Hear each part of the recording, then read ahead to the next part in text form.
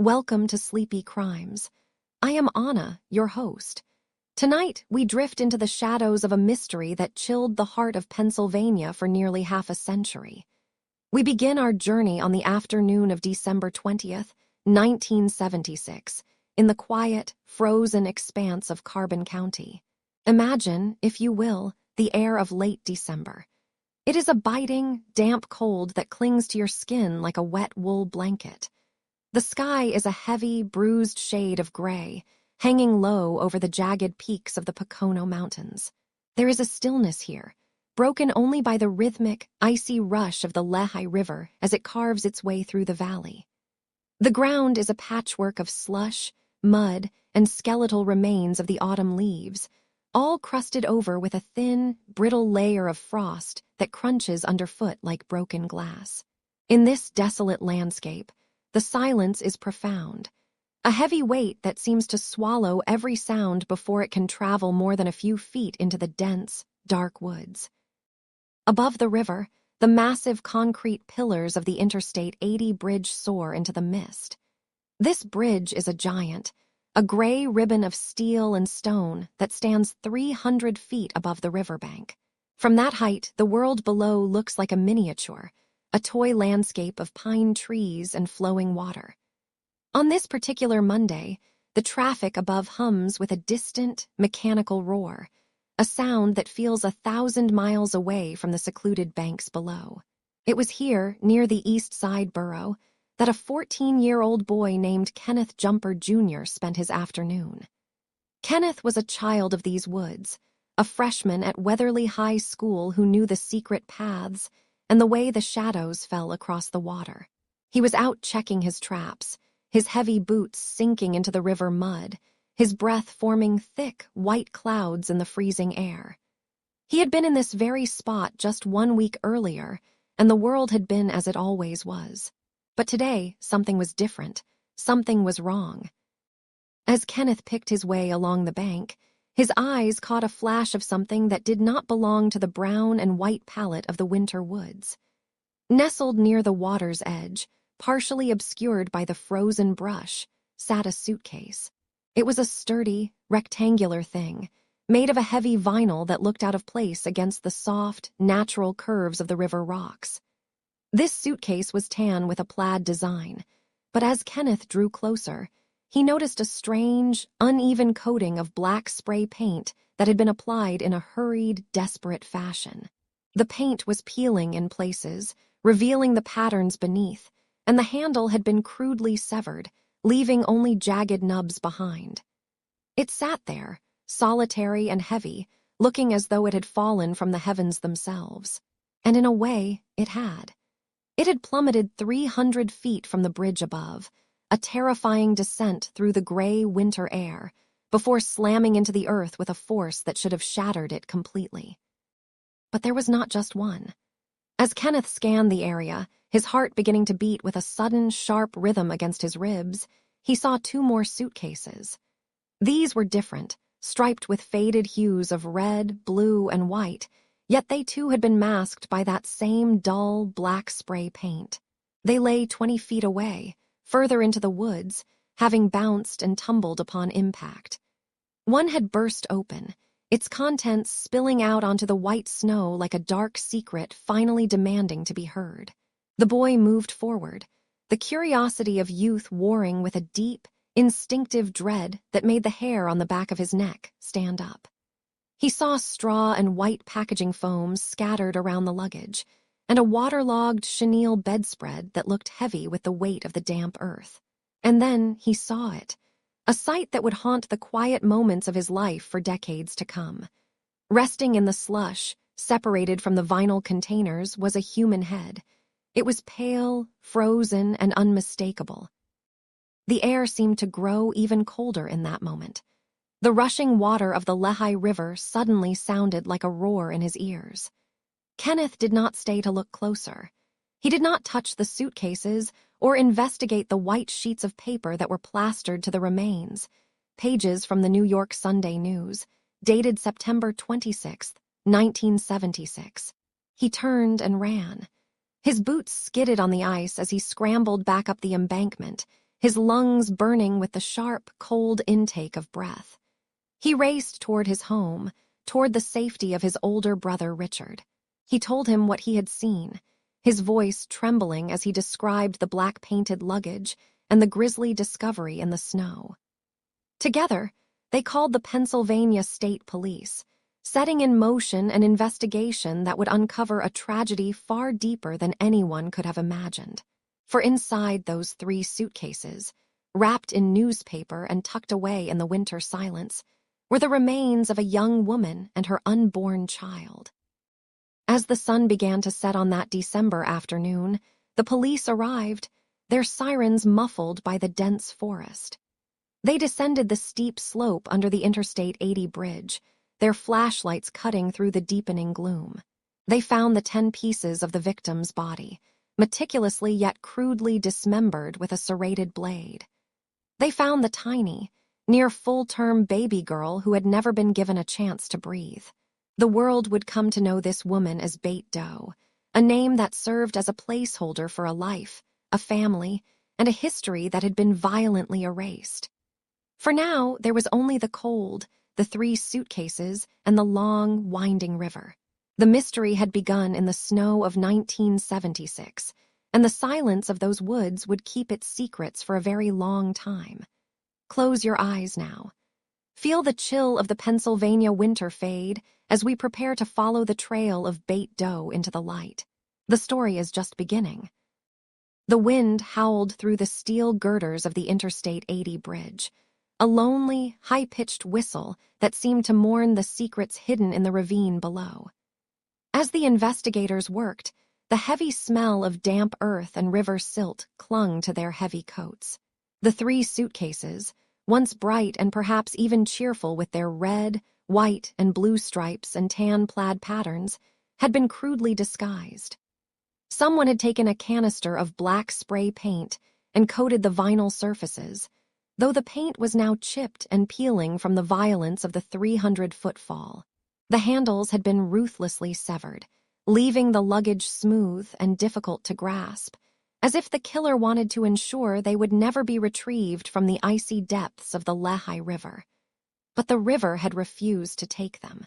Instead, they lay on the frozen bank and among the skeletal trees, their contents spilling out into the harsh winter light. The first suitcase had burst open upon impact, revealing a sight that would haunt the state troopers for the rest of their lives. It was not just the remains of a woman that they found, but the tiny, fragile form of a full-term baby girl, her life ended before it could truly begin.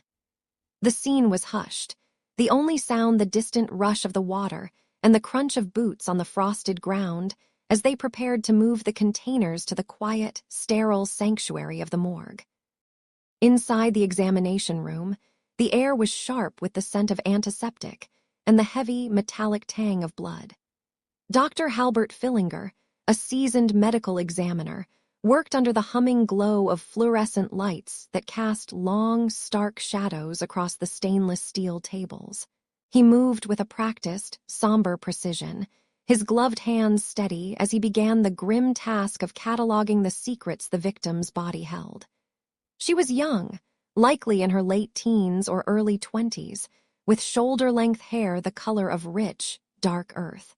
Her skin was pale, and on her face, 2 distinct moles stood out like tiny ink drops, one near her eye and another on her cheek, features that should have made her easy to identify. She stood no taller than 5 feet 4 inches, a small, delicate frame that had been subjected to unimaginable cruelty. As the doctor worked, he noted the tragedy written in her very biology.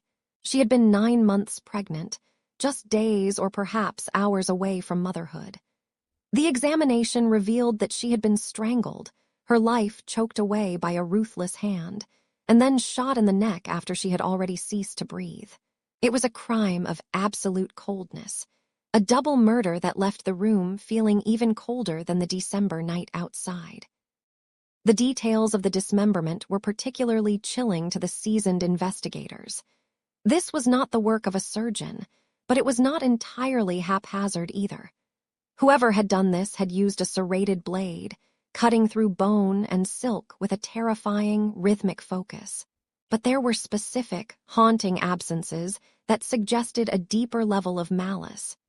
The victim's nose, her ears, and her breasts had been carefully removed and were nowhere to be found in the suitcases. They had been taken as trophies or perhaps to further strip her of her humanity.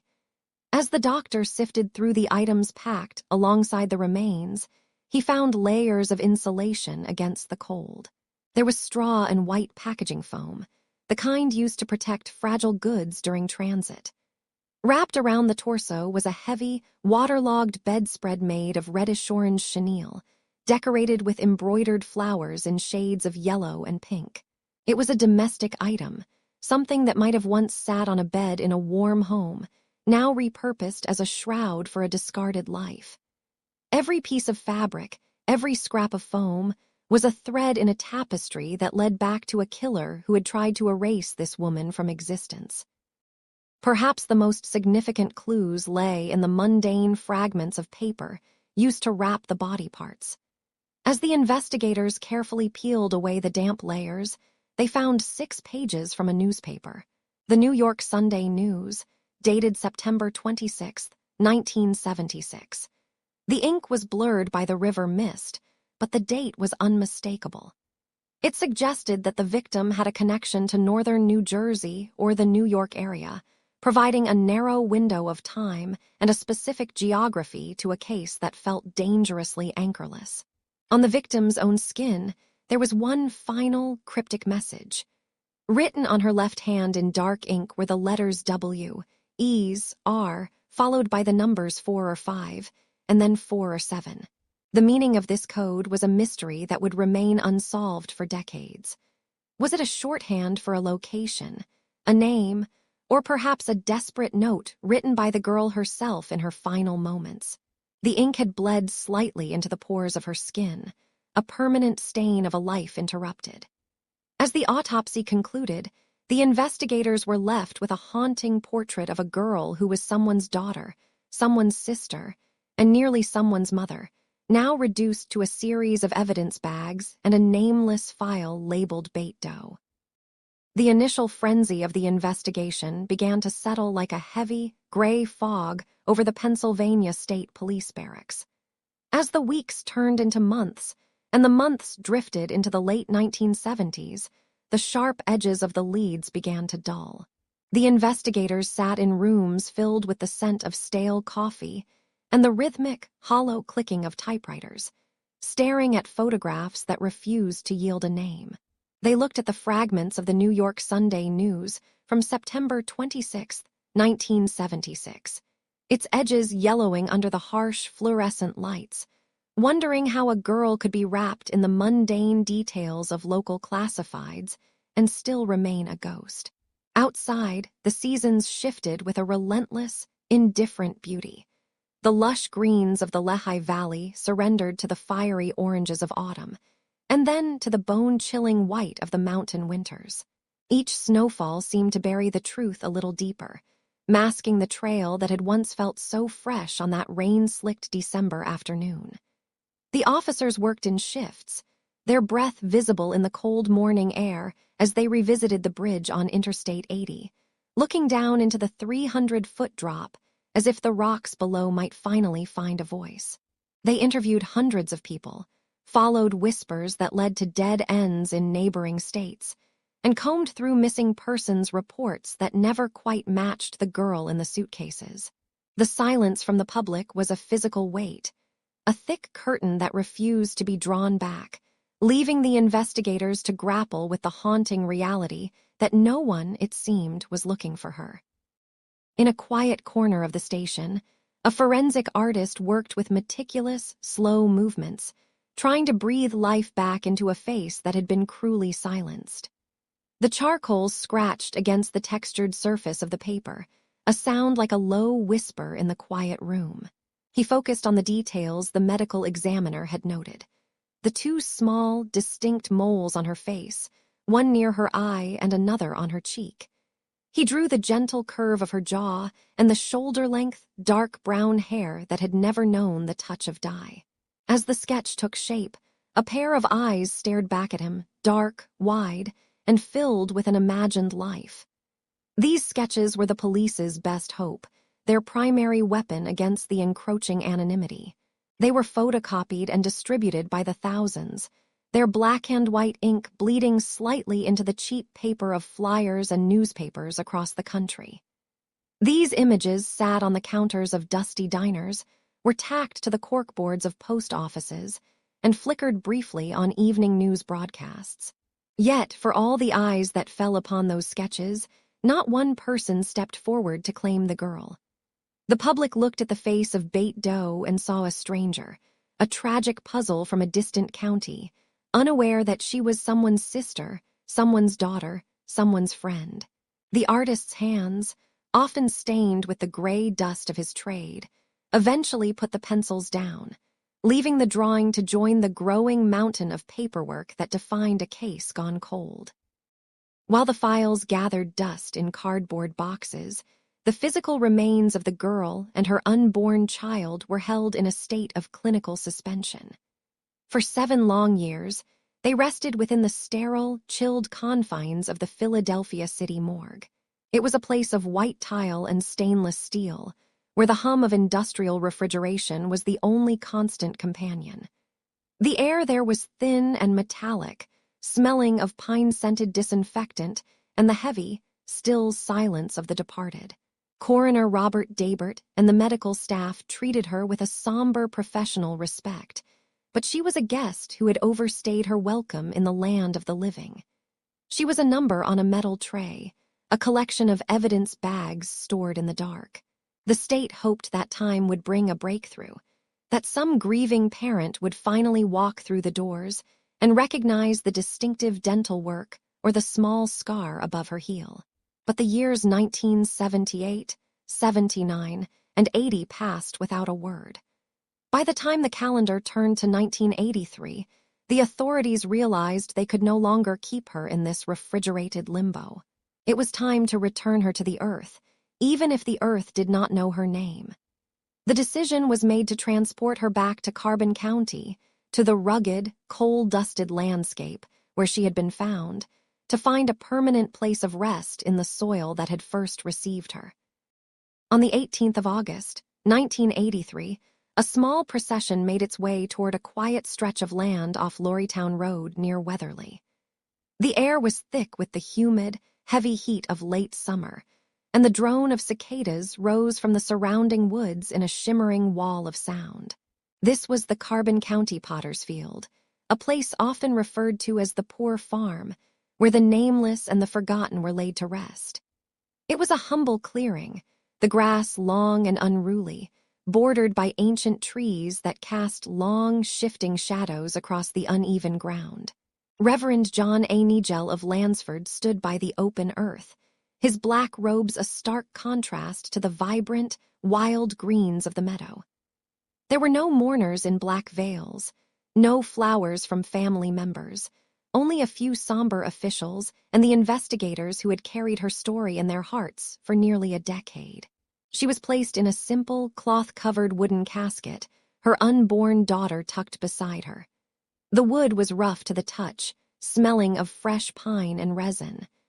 As the Reverend began the service, his voice was soft, competing with the distant, muffled roar of trucks on the interstate, the very road that had brought her here. He spoke of peace, of a rest that transcends names and histories, and of a mercy that knows every hidden thing.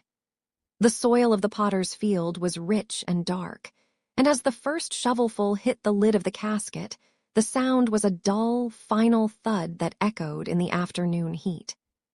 2 simple white crosses were hammered into the ground, marking the spot where a mother and child lay in an eternal embrace.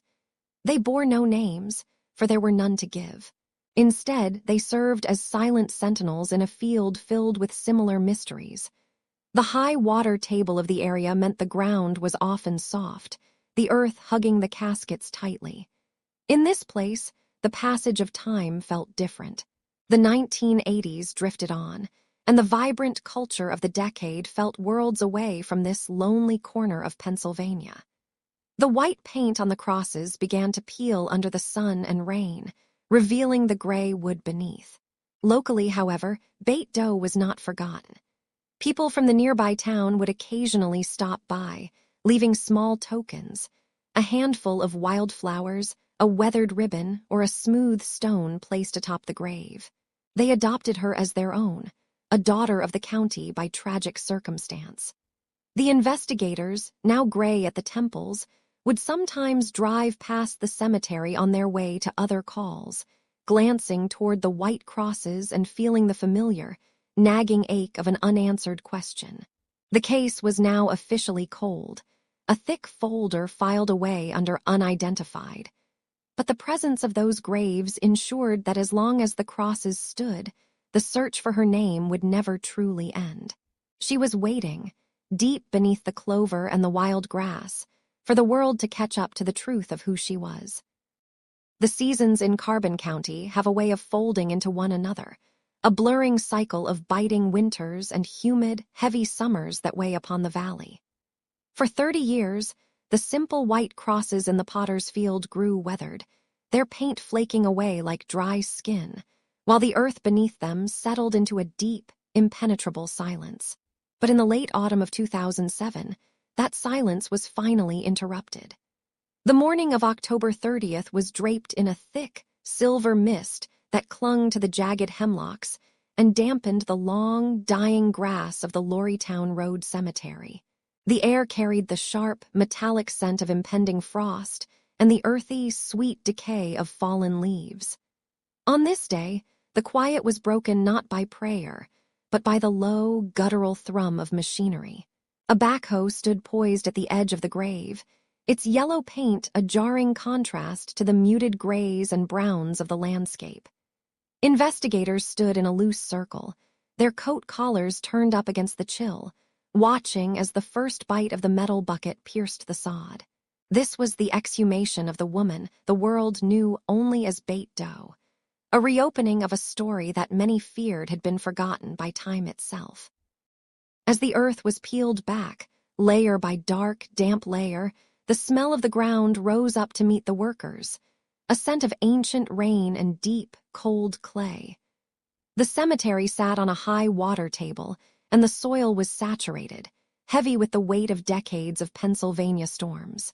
Because there had been no money for a burial vault in 1983, her wooden casket had been surrendered directly to the elements.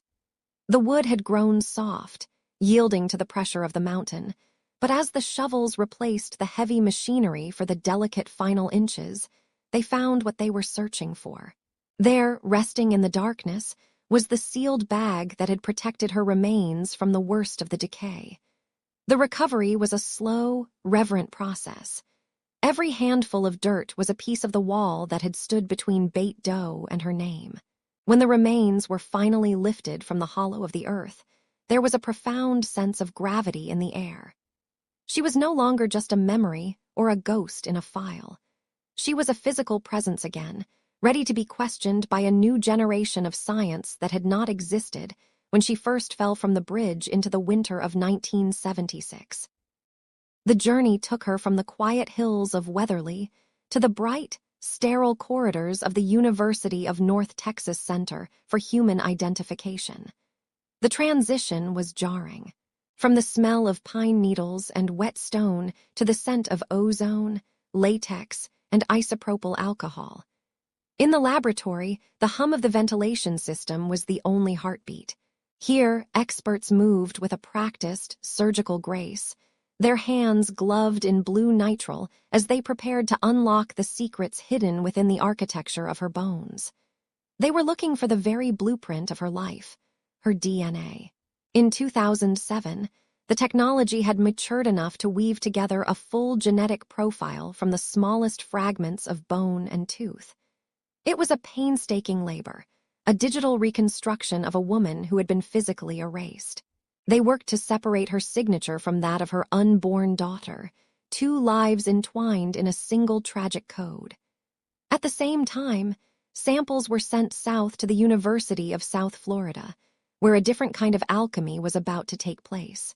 They were going to look at the isotopes, the invisible chemical signatures left behind by the water she drank and the food she ate during her final years on this earth. Isotope analysis is a form of forensic geography, a way of mapping a person's movements through the molecules trapped in their tooth enamel. As a child grows, the water they consume leaves a permanent record of the local climate and geology in their developing teeth. The scientists looked at the oxygen and strontium levels, trying to listen to the echoes of the landscapes Beth Doe had inhabited. The results were unexpected.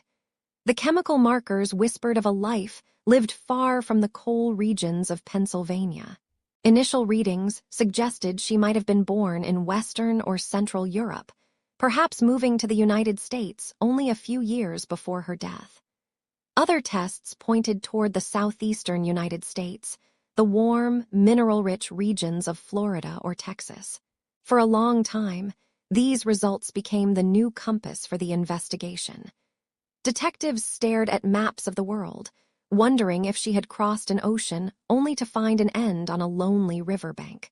We now know that these echoes were slightly distorted, perhaps by the specific diet she followed or the unique water sources of her true home in New Jersey.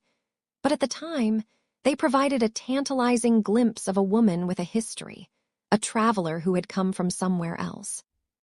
By 2008, the team had achieved what had been impossible 3 decades earlier. They had a full DNA profile for Beth Doe and her child. This digital ghost was uploaded into the national databases, the vast networks where the missing and the unidentified wait for a match. The investigators waited for the computer to chime, for a name to finally bloom on the screen. But the databases remained silent. There was no hit. No missing person report from 1976 contained a genetic signature that matched hers. It was a crushing realization. Even with the cutting edge of forensic science, the wall remained. The world had her DNA, her isotope map, and even a new high-definition facial reconstruction that showed a young woman with soft features and a slight, knowing smile. But without a family member's DNA to compare it to, she remained a girl without a country, a daughter without a mother. The forensic files grew thicker, filled with charts and chemical symbols, yet the most important line remained blank. The echoes in the bone were loud now, vibrating with the intensity of 1,000 tiny details. But the world was not yet ready to hear the name they were trying to speak. The silence that had settled over the cases of Carbon County for over 4 decades was not a hollow one. It was heavy, like the thick wool of a winter coat damp with river water.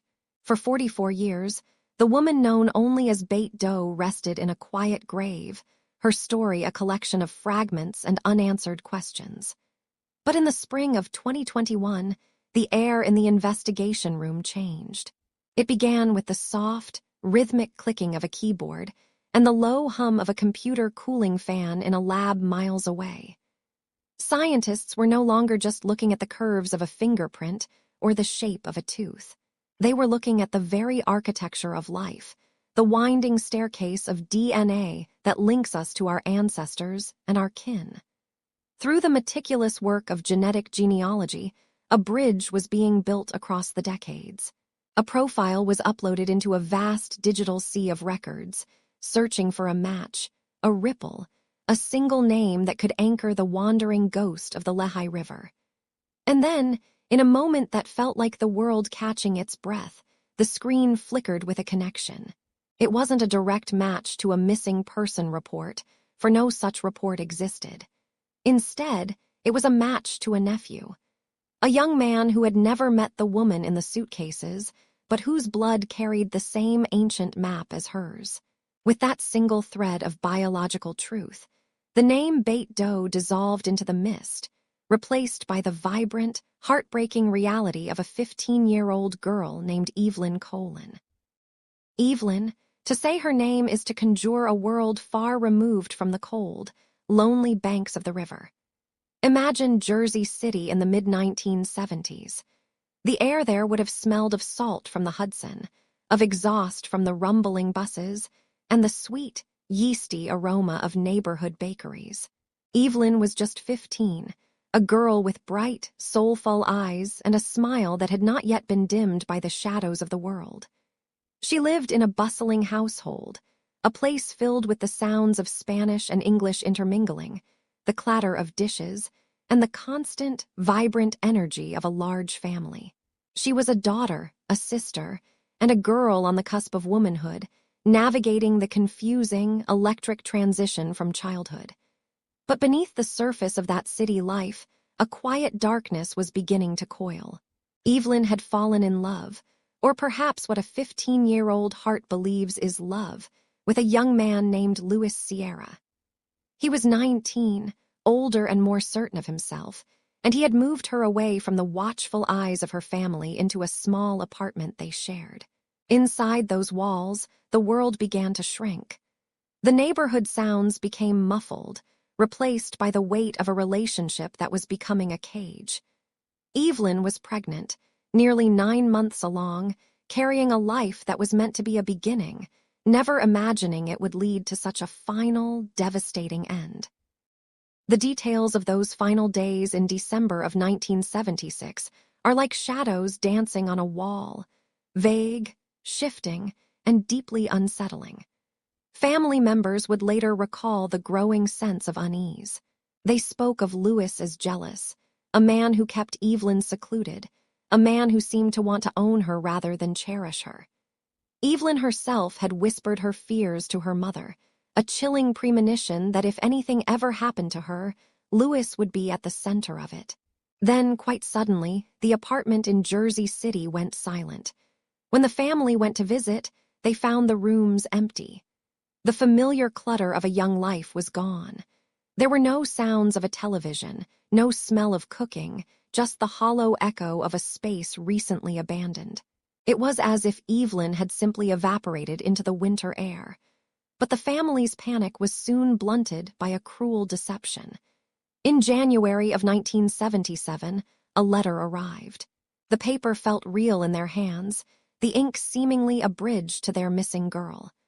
The letter claimed to be from Evelyn, written from a new life in Connecticut. It told a story of a healthy birth, a 9-pound baby boy named Louis Jr.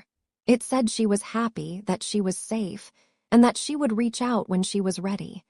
It was a masterpiece of manipulation.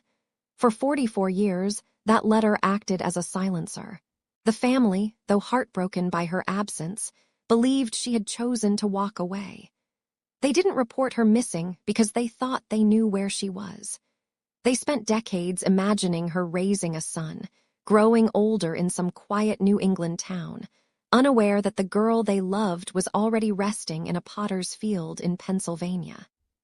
For nearly half a century, the truth lay buried beneath layers of earth and lies. While the Colin family stared at the telephone, waiting for a call that would never come, a man named Louis Sierra lived a full, uninterrupted life. He moved to Queens, New York, settled into a neighborhood called Ozone Park, and worked as a bus driver. He saw the seasons change thousands of times. He felt the warmth of the sun and the bite of the winter wind.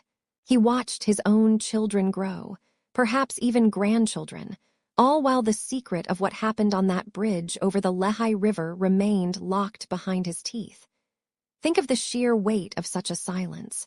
To drive a bus through the crowded streets of New York, to stop and start, to look into the eyes of strangers, and to know that somewhere in a different state, a 15-year-old girl and her unborn daughter were known only as a number.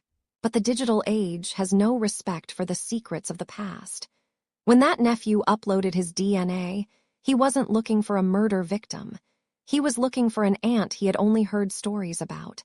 He was looking for a connection to his heritage. He didn't know that his simple curiosity would act as a key, turning a lock that had been rusted shut since 1976. When investigators finally knocked on the door of the house in Ozone Park in March of 2021, they found a 63-year-old man who had outlived his victim by a lifetime. The confrontation was quiet, but the implications were thunderous. The voice of Evelyn Colin, silenced so brutally as a teenager, was finally being heard through the echoes of her own blood. The impact of this revelation on the Colon family was like a second tidal wave of grief. To learn that your sister, your aunt, your daughter was not just gone, but had been the victim of such a horrific act, is a burden no heart is designed to carry. They had spent 44 years mourning a choice they thought she made, only to realize they were mourning a life that had been stolen. The image of the 1977 letter became a symbol of ultimate betrayal, a physical artifact of a lie that kept them from finding her for a generation. Yet there was a strange, somber beauty in the way the circle finally closed. The nephew who never met her, born years after she was taken, became her ultimate protector. Through him, Evelyn was no longer a Doe. She was no longer a sketch or a reconstruction.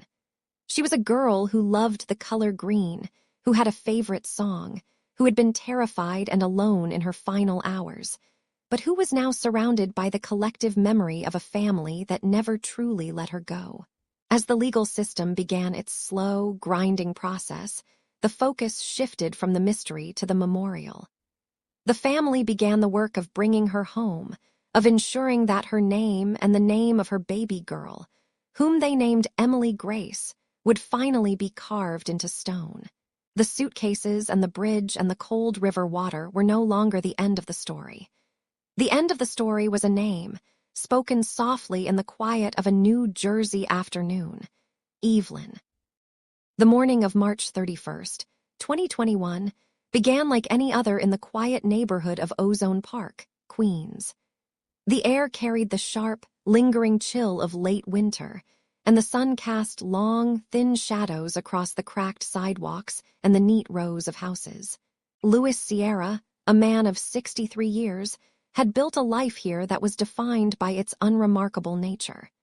He was a bus driver, a man of routes and schedules, a man who navigated the chaotic pulse of New York City daily. He had a wife, children, and neighbors who described him as kind, even helpful. But beneath that veneer of suburban normalcy lay a secret that had been hardening like cold iron for 44 years.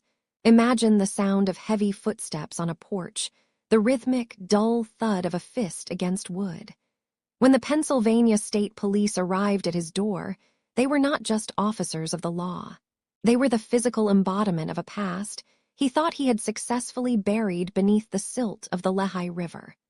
The door opened with a soft creak, and in that moment, the carefully constructed world of Louis Sierra began to dissolve into the gray light of justice. The detectives invited themselves in, their presence heavy and dissonant in the quiet of his home. They sat in his living room, surrounded by the mundane artifacts of a life well lived, and they began to speak of 1976. At first, the lies came as easily as they always had. He claimed he didn't know an Evelyn Colon. He shook his head, his expression a mask of confusion. But the investigators had more than just questions. They had the undeniable truth of a DNA match that bridged the gap between a nameless girl in a suitcase and a missing teenager from Jersey City. For 6 hours, the air in that room grew thick and stagnant. They watched his hands. They watched the way he looked away when her name was mentioned. Eventually, the weight of the evidence and the sheer, exhausting pressure of his own history broke the dam. He admitted they had dated. He admitted they lived together. The inconsistencies in his story began to swirl like dust motes in a beam of light. Outside, the world went on, cars passing, children playing, but inside that room, the ghost of a 15-year-old girl was finally being seen. As the case moved from the quiet streets of Queens to the hallowed, wood-paneled halls of the Carbon County Courthouse, the legal machinery began its slow, grinding work. The atmosphere in the courtroom was one of profound, heavy solemnity. You could smell the faint scent of old paper and floor wax, a scent that seemed to permeate the very fabric of the legal process. In a surprising turn of jurisdictional complexity, it was determined that the act of violence had most likely occurred within the boundaries of Jersey City, New Jersey, before the remains were transported across state lines to the bridge in Pennsylvania. This necessitated a shift in the legal geography, a move that only added to the agonizingly slow pace of justice. In February of 2024, Louis Sierra stood before a judge. The man who had been a specter in the Colin family's nightmares for 47 years was finally reduced to a defendant in a suit. He entered a plea of guilty to degree murder because he was being sentenced under the laws that existed in 1976. The punishment seemed, to many, like a hollow echo of the crime. He was sentenced to 1 to 3 years in prison, a span of time so brief it felt like a whisper against the decades of silence he had imposed on Evelyn. For the Colin family, the sentencing was a complicated mercy. Louis Colin Sr., Evelyn's brother, sat in the gallery, his face a map of decades of grief and relentless hope. He remembered his sister as a vibrant young girl, not a cold case file. He remembered the soup his mother had made for her, a meal that went uneaten when they found her apartment empty, to sit in the same room as the man who had stolen her life, and who had sent that cruel, deceptive letter claiming she was safe and happy with a newborn son, was an experience that defies simple words. The letter had been a masterpiece of manipulation, written in a language Evelyn struggled with, designed to stop the search before it even began. It worked for a while, but love is more persistent than a lie. The family's closure didn't come from the length of a prison sentence, but from the reclamation of her name. She was no longer Beth Doe. She was Evelyn Colin, and the baby she carried, a daughter who never took a breath of her own, was finally given a place in the family tree. They named her Emily Grace. 2 names carved into stone, ending the anonymity that had been their only identity for nearly half a century.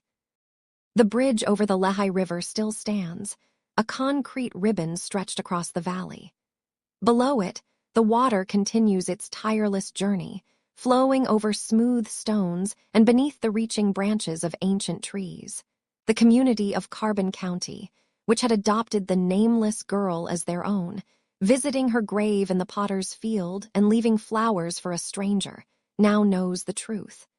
There is a different kind of silence there now. It is no longer the silence of a question, but the silence of an answer. The local residents, the police who never stopped looking at the folders, and the family who never stopped looking at the horizon can finally exhale. The journey from that rainy December day in 1976 to the finality of a courtroom in 2024 was a long and jagged road, paved with the advancements of science and the unyielding strength of human connection. The suitcases are gone. The mystery is solved.